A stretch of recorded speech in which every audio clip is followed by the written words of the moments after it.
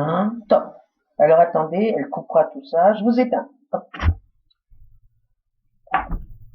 On a tous remarqué que l'Union européenne n'avait pas été parfaitement réactive lors de ce début de crise du coronavirus.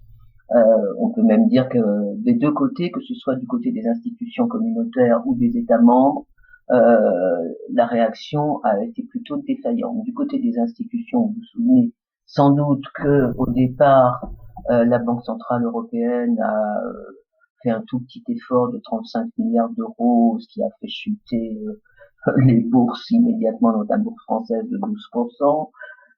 La présidente de la Commission européenne disait qu'il faut voir, il faut attendre, c'est pas sûr que ce soit une crise. Bon bref, les institutions ont été très défaillantes, le Parlement très absent, et du côté des États membres, pareil, les États membres ont commencé, y compris le nôtre, à réquisitionner en national toute la production de masse, à fermer les frontières unilatéralement sans vraiment coopération entre voisins. Donc les premières semaines ont été très cafouilleuses. Ensuite, l'Union européenne s'est bien reprise, en particulier pour aider les entreprises qui seront forcément en difficulté, puisqu'on s'attend tous à une récession absolument brutale en Europe. La Banque centrale est revenue à des chiffres plus adéquats en proposant 750 milliards d'euros pour aider les entreprises en difficulté. La Commission européenne a décidé, en courant après les États membres, mais de suspendre les règles du pacte de stabilité, notamment les fameuses règles qui disent que les États ne doivent pas s'endetter à plus de 60% de leur PIB et que le déficit budgétaire ne doit pas être supérieur à 3% du PIB. Donc la Commission a mis toute cette Europe de Maastricht entre parenthèses, qui est une bonne chose en temps de crise.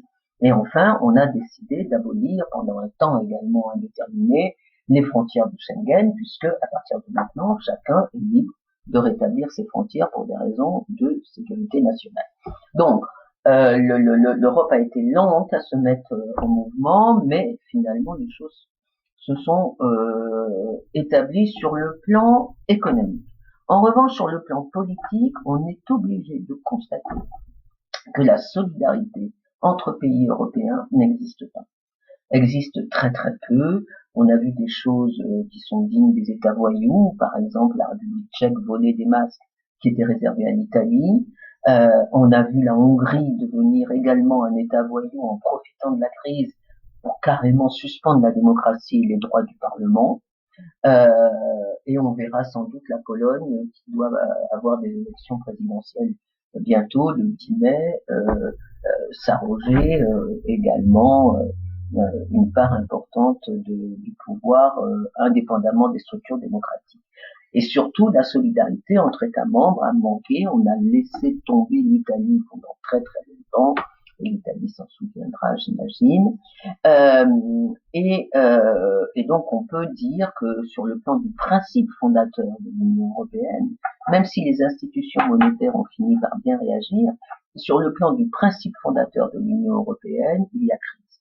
La solidarité n'existe pas entre les pays membres de l'Union européenne, ou en tout cas pas suffisamment pour qu'une crise majeure donne lieu à une réponse collective majeure. Et le meilleur exemple le plus récent, en tout cas à l'heure où je parle, c'est-à-dire le 9 avril, le meilleur exemple, c'est la difficulté, voire l'impossibilité d'obtenir un accord des pays de la zone euro sur une mutualisation des dettes, ou en tout cas sur une solidarité plus grande dans le financement de la dette, avec une opposition idéologique très forte des Pays-Bas qui refusent absolument, en faisant croire que l'Italie est responsable d'une mauvaise gestion économique de la crise, ce qui n'est pas du tout le cas.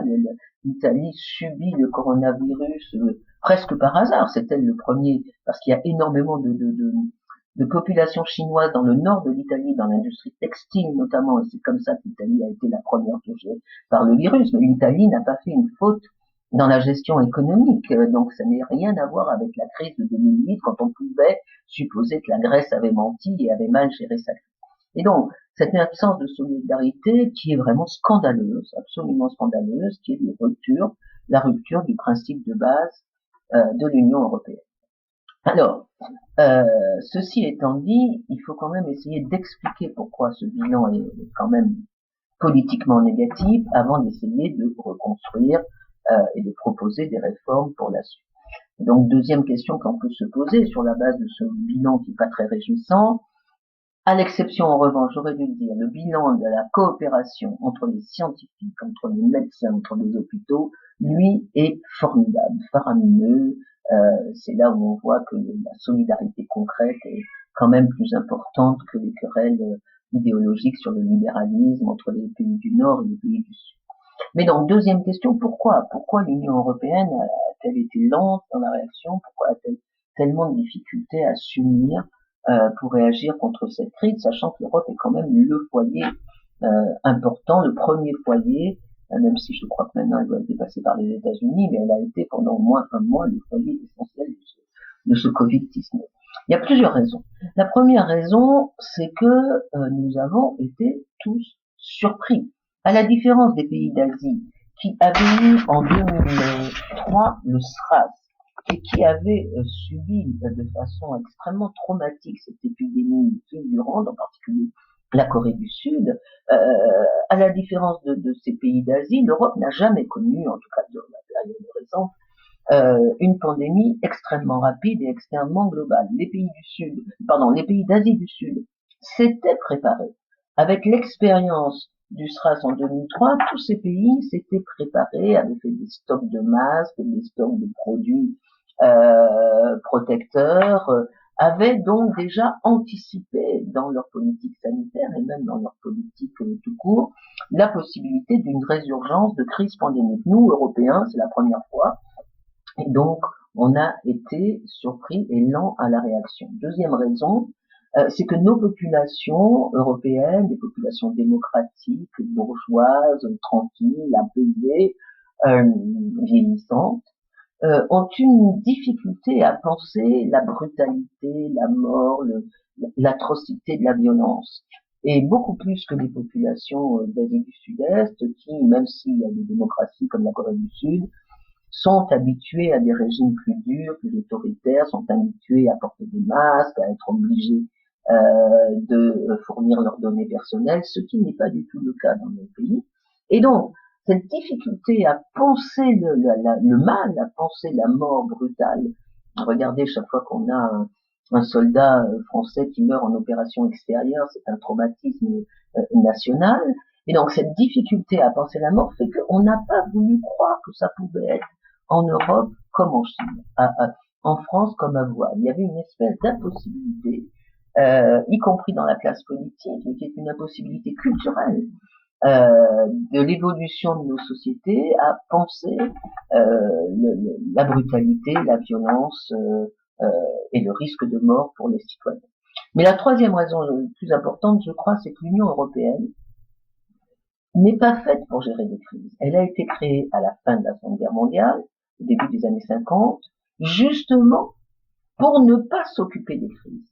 Le fonctionnement et le principe de l'Union européenne, c'est d'abolir la guerre, la pensée de la guerre, la pensée du conflit dans le fonctionnement de l'Union européenne. Donc on a créé une Union européenne d'une certaine façon hors sol.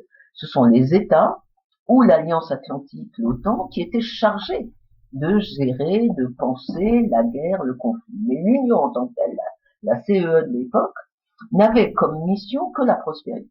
Et donc, l'Union européenne a été construite comme une institution du temps long, de la paix, de la négociation, de la recherche patiente du compromis, d'une décision qui pouvait prendre des semaines, voire des mois.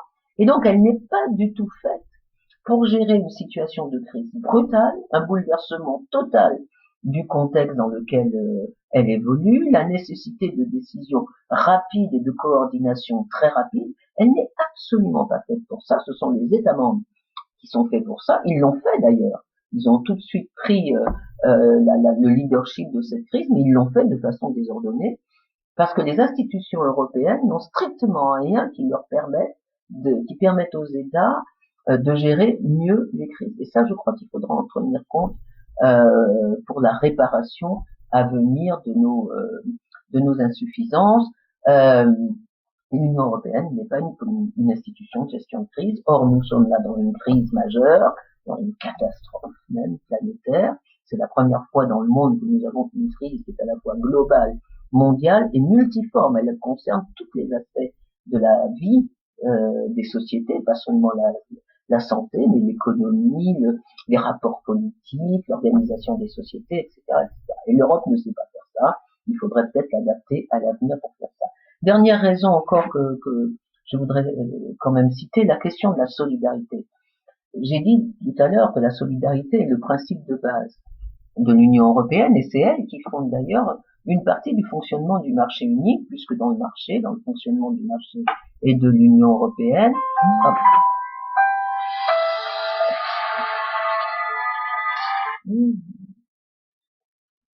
excusez-moi, je ne sais pas si ça pourra se rattraper, mais c'est la vie. C'est comme ça, il reste de la vie, et donc c'était un téléphone. Dans le fonctionnement de l'Union européenne, dans le fonctionnement économique de l'Union européenne, le principe de solidarité est inscrit dans les institutions. Par exemple, que sont les fonds structurels? C'est de la relocalisation de budget entre les États riches et les États pauvres, entre les régions riches et les régions pauvres. Et donc, sur le plan économique, on a des institutions qui permettent de mettre en œuvre un principe de solidarité entre les riches et les pauvres au sein de l'Union européenne, ce qui est une très bonne chose. Mais en revanche, on n'a aucune institution politique, puisque l'Europe n'est pas une entité politique. On n'a aucune institution politique qui permette de mettre en œuvre la solidarité politique entre les États.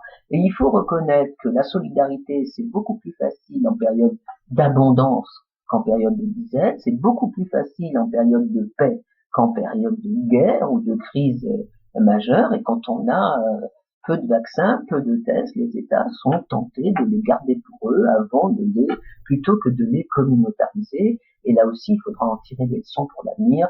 Je crois qu'il faut absolument, en prévision d'autres pandémies futures, que l'Union européenne mette en œuvre des stocks préventifs, des stocks d'hôpitaux de campagne, des stocks de vaccins, des stocks de tous les équipements, des stocks d'ambulances, des réservistes ambulanciers, médecins, de façon à ce que, si une autre crise devait arriver un jour, les États membres les gèrent à leur niveau national et qu'ils puissent puiser dans des réservoirs européens qui auraient été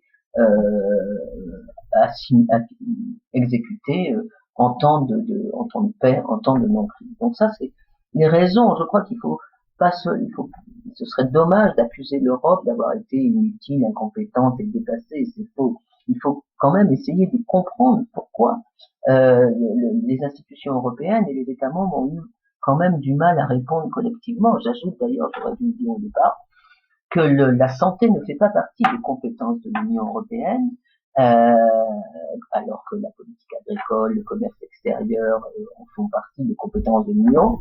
Mais la santé est une prérogative qui est restée aux États, parce que pour une raison très simple, c'est que la santé, c'est comme la politique de défense, ce sont les deux seules politiques qui, à terme, si elles sont mal gérées, impliquent la mort d'un citoyen.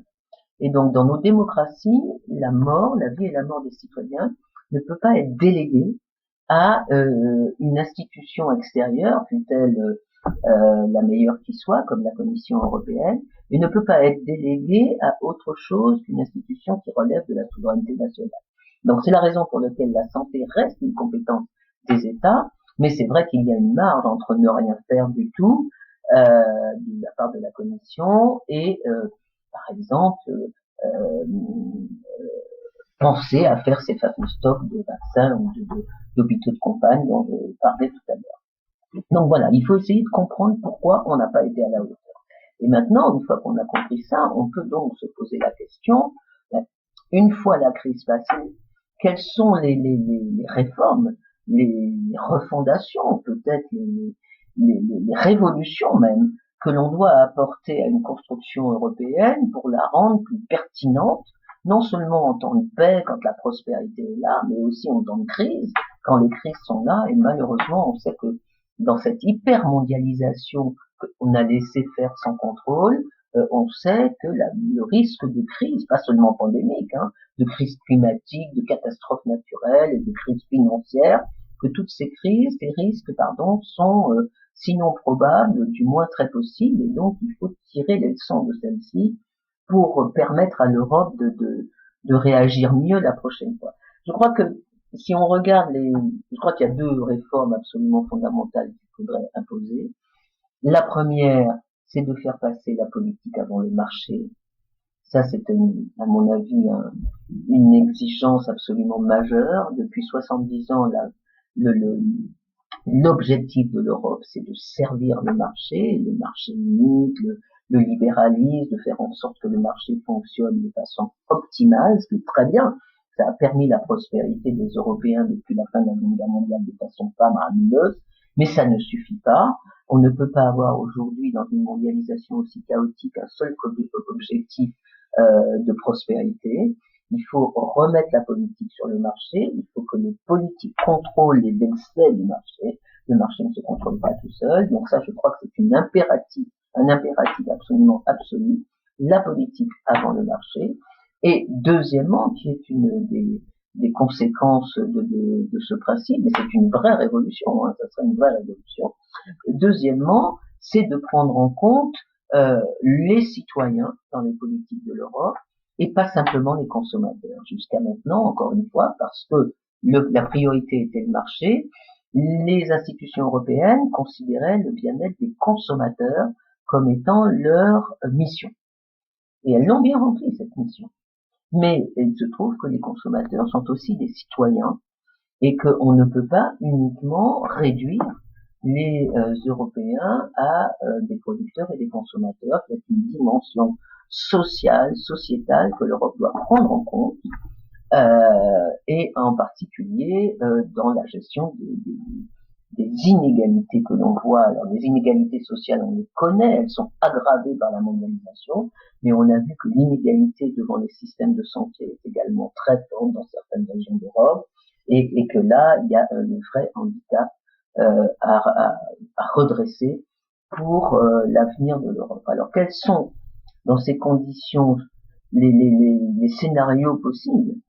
Parce que c'est très difficile de prévoir, un, quand est-ce que la crise va s'arrêter, deux, avec quelle ampleur de désastre économique, trois, avec quelles conséquences sur les frontières, parce que supposons que la crise soit résolue en Europe, mais pas en Afrique et au Moyen-Orient, qu'est-ce qu'on fait? On fait une Europe forteresse, donc tout est complètement aujourd'hui incertain, et donc on est obligé de penser par scénario. Je crois qu'il y a trois scénarios que je considère comme totalement catastrophiques et un scénario qu'il faut essayer de sauver.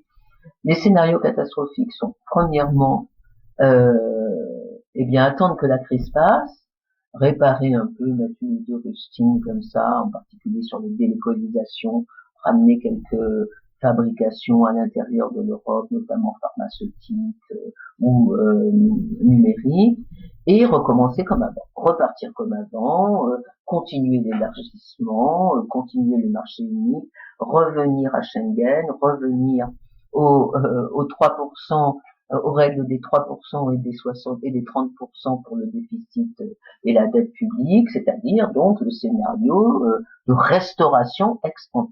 Beaucoup seront tentés par ce scénario parce que c'est celui qui a quand même assuré la prospérité et l'enrichissement de l'Europe depuis 70 ans, mais je crois que ce serait absolument une catastrophe, à supposer que ce soit possible d'ailleurs, mais ce serait une catastrophe de vouloir, une fois la crise passée, une fois le redémarrage économique effectué, revenir à l'Europe de Maastricht. Et moi, il me semble qu'une des conséquences que l'on doit tirer de cette crise, c'est que l'Europe de Maastricht est morte. On ne peut plus gérer les pays européens sur la base d'une austérité budgétaire et financière. C'est totalement décalé par rapport à la situation de la mondialisation aujourd'hui. C'était peut-être possible il y a 10 ans, ça n'est plus possible aujourd'hui, mais ce scénario sera très tentant parce que c'est la force de l'habitude, parce que les institutions européennes sont là pour faire respecter les traités, et donc tant qu'il n'y a pas de changement de traité, elles feront respecter les traités. Mais ça, je crois que c'est un scénario catastrophe, ne serait-ce parce que les opinions publiques ne voudront pas payer pendant 3 générations les endettements que les gouvernements ont accepté de faire avec raison. Notre gouvernement a raison de s'endetter énormément pour gérer cette crise, mais Ce ne sont pas on ne va pas revenir dans 6 mois où l'interdiction d'avoir un déficit public supérieur à 3% du PIB, c'est politiquement insupportable. Deuxième scénario catastrophe, ce serait la fin de l'Europe. C'est-à-dire qu'un certain nombre d'États pourraient dire bon, tout ça n'a servi à rien. Dans la crise pandémique, j'ai été tout seul, personne ne m'a aidé, ou alors on a mis des conditions tellement drastiques, voilà, et que les opinions publiques également trouveraient dans l'incompétence européenne une espèce de bouc émissaire de leur angoisse, de leur frustration, etc.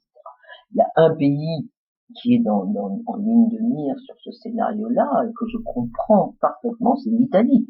L'Italie est un pays victime de la solidarité européenne. On n'a pas été solidaire de l'Italie en 2008 pendant la crise économique, ou en tout cas on l'a été, mais avec des conditions absolument inacceptables pour un grand pays fondateur de l'Europe comme l'Italie.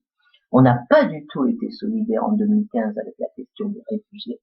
Et encore une fois, dans certaines îles italiennes, dans le sud de l'Italie, il y a des îles qui sont dans des conditions à la fois sanitaires et humanitaires absolument scandaleuses. Et troisièmement, sur la crise du coronavirus, on a très peu été solidaire de l'Italie. Certains disent même que les Chinois ont davantage fourni de masques à l'Italie que les États-Unis. Ça, c'est sûr. Les Américains sont de tous nos alliés le pire de tous. Mais donc, les Italiens auront des raisons d'en vouloir à l'Union européenne, et le scénario de la rupture, de la déconstruction de l'Europe pourrait venir de l'Italie si jamais les Italiens considèrent que l'Europe ne les a absolument pas aidés. À ce moment-là, ils pourraient peut-être, avec un gouvernement populiste, voire extrémiste, décider de quitter l'Europe, quitter la zone euro, et à ce moment-là, ce serait véritablement la fin de l'Europe. Donc ce scénario-là, il n'est pas le plus probable, mais il est loin d'être impossible, et donc il est urgent, absolument urgent, que l'Union européenne redresse la barre vis-à-vis de sa solidarité envers de l'Italie. Le troisième scénario, je le cite de façon un peu théorique, mais il est assez improbable, c'est que certains décident, une fois cette crise passée, d'aller dans une espèce de fuite en avant fédéraliste, en disant, eh bien, la santé maintenant doit être complètement communautarisée, il faut une institution européenne pour gérer les différentes crises, etc. Je crois que c'est totalement utopique, parce que les États ne le souhaiteront pas, et parce que, encore une fois, j'ai dit que c'était politiquement difficile de confier la vie et la mort in fine des citoyens européens à une institution fédérale que les citoyens n'auraient pas directement élue. En revanche, et donc je crois que ces États-Unis d'Europe, par le biais d'une communautarisation de la santé, des hôpitaux, des vaccins, etc., n'est pas une bonne idée.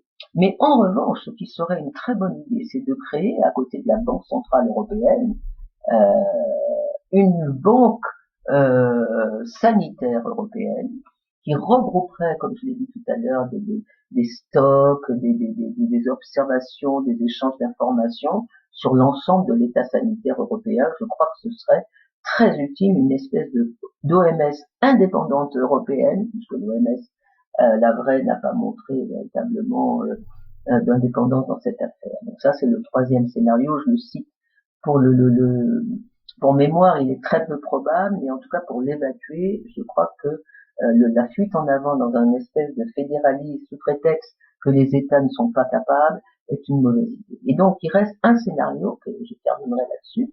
Qu'est-ce qu'on peut faire? Eh bien, si on ne peut pas détruire l'Europe, si on ne peut pas la remettre sur les rails d'avant, et si on ne peut pas sauter le pas vers une intégration supplémentaire, eh bien il faut refonder l'Europe. Il faut reprendre à la base les principes et les institutions et le fonctionnement. Alors, j'ai pas le temps de détailler ici, mais je crois que le principe de solidarité doit rester le même, mais il doit être assorti de sanctions, de même que sur le plan économique, on a un droit de la concurrence. Sur le plan de la solidarité, à la fois sociale et politique, il faut un droit de la solidarité avec des pénalités quand on ne respecte pas le droit. Je dis ça pour la République tchèque et la Hongrie, dont je pense que, en particulier pour la Hongrie et la Pologne, ils auraient dû être suspendus depuis très longtemps de l'Union européenne. Ces pays reçoivent par an 4% de leur PIB en fonds structurels et en échange ils nous trahissent tous les jours. Donc, il y a quand même un abus qu'il faudrait sanctionner. Donc ça, c'est une première réforme. Institutionnaliser davantage la solidarité avec des pénalités et des sanctions financières, puisque les États ne connaissent que ça à la clé. Donc une première réforme sur le plan de la solidarité. La deuxième réforme, c'est de faire passer le politique avant le marché, ce qui a beaucoup de conséquences. Ça veut dire qu'on ne serait pas forcément 27. On n'a pas forcément besoin des 27. Il y a des États qui ne respectent pas l'état de droit, eh bien ils s'en vont et on les reprendra quand ils se redeviendront politiquement corrects, politiquement acceptables. Donc ça, je crois que c'est une réforme absolument essentielle. Et donc pour cela, pour réfléchir à ces principes, à ces nouvelles institutions, moi je suis favorable à ce que l'on fasse exactement comme on a fait aux années 50, une espèce de grande conférence de Messine, on peut l'appeler autrement. À l'époque, c'était les Italiens qui étaient les pays en point fondateurs, penseurs de l'intégration européenne. Mais on devrait faire une grande conférence politique entre les États, les sociétés, les parlements, pour savoir sur quelle base refonder l'avenir de la construction européenne, parce que je crois que si cette crise montre une chose, c'est d'une part la faillite de l'Europe que l'on a héritée de Maastricht, mais d'autre part l'extrême nécessité d'une nouvelle Europe que l'on peut créer après le coronavirus, parce que les États tout seuls, on voit bien que les virus ne connaissent pas de frontières, les États tout seuls sont incapables de gérer non seulement la crise sanitaire, mais l'énorme crise économique et sociale qui va suivre.